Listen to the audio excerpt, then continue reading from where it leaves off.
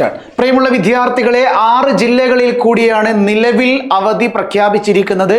കോഴിക്കോട് ജില്ലയിലും വയനാട് ജില്ല, പാലക്കാട്, ഇടുക്കി, ആലപ്പുഴ എന്നീ 5 ജില്ലകളിൽ ഓൾറെഡി നമുക്ക് എന്ത് ചെയ്തിട്ടുണ്ട്?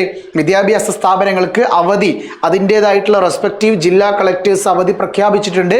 ഇപ്പോഴിതാ നമ്മുടെ തൃശ്ശൂർ ജില്ലയിൽ കൂടിയാണ് അവധി പ്രഖ്യാപിച്ചിരിക്കുന്നത്.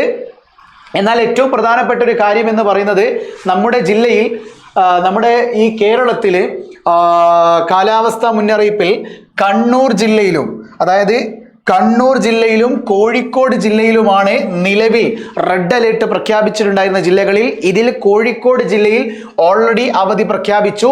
എന്നാൽ കണ്ണൂർ ജില്ലയിൽ മേ ബി ഒരു മണിക്കൂറിനുള്ളിൽ മേ ബി നമ്മൾ അവധി പ്രഖ്യാപിക്കാനുള്ള ചാൻസ് വളരെ കൂടുതലാണ്. റെഡ് അലേർട്ടാണ് പ്രഖ്യാപിച്ചിരിക്കുന്നത്.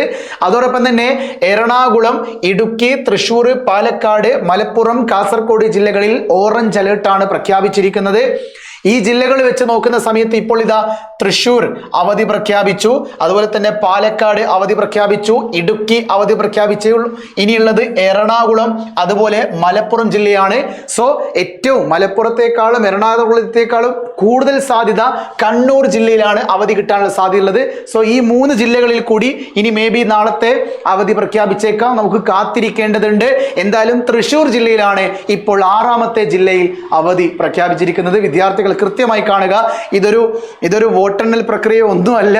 ഇത് അവധി തരുന്നത് നമ്മുടെ ഹെൽത്തിന് വേണ്ടിയിട്ടും സേഫ്റ്റിക്ക് വേണ്ടിയിട്ടുമാണ് കേട്ടോ. ഭയം വേണ്ട, ജാഗ്രത മതി. മഴ ഒരിക്കലും സന്തോഷകരമായ ഒരു വാർത്തയല്ല. ഒരുപാട് ജീവനുകൾ പൊലിയാനുള്ള സാധ്യതയുണ്ട് എന്ന് എൻ്റെ പ്രിയപ്പെട്ട രക്ഷിതാക്കളും വിദ്യാർത്ഥികളും മനസ്സിലാക്കുക. സോ കൂടുതൽ അപ്ഡേറ്റുകളുമായി നിങ്ങളുടെ മുമ്പിലേക്ക് വരുന്നത് വരെ ഇറ്റ്സ് മീ എം സൊല്യൂഷൻസ്. ഇനി എന്തിന് വേറെ സൊല്യൂഷൻസ്.